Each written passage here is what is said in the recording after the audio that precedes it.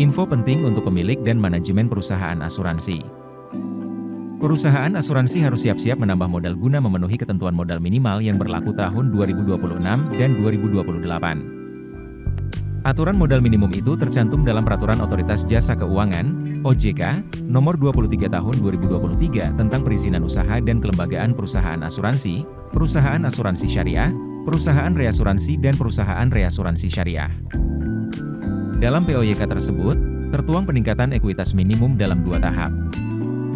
Tahap pertama, setiap perusahaan asuransi wajib memiliki ekuitas minimum sebesar Rp250 miliar dan perusahaan asuransi syariah Rp100 miliar. Ekuitas minimum itu harus dipenuhi setiap entitas paling lambat 31 Desember 2026. Tahap kedua, regulator memberlakukan klasterisasi atau pengelompokan perusahaan perasuransian berdasarkan ekuitasnya.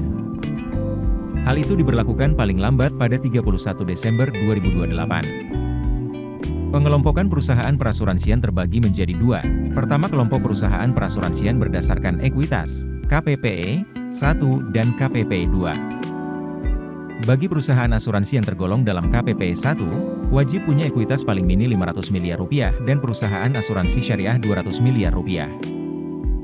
Bagi perusahaan asuransi yang tergolong dalam KPPE 2, harus mempunyai ekuitas minimum sebesar Rp1 triliun dan perusahaan asuransi syariah Rp500 miliar.